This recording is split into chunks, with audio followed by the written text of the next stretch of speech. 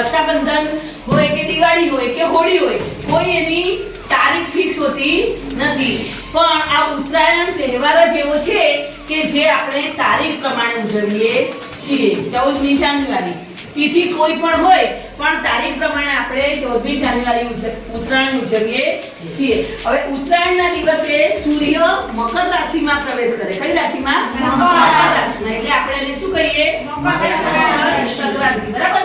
બીજું, ઉત્તરાયણનો દિવસ ખરેખર આમ તો બહુ જ પવિત્ર દિવસ અને પૂન અને દાનનો દિવસ કહેવામાં આવે છે. ઉત્તરાયણના દિવસે આપણે બ્રાહ્મણો જનોઈ પણ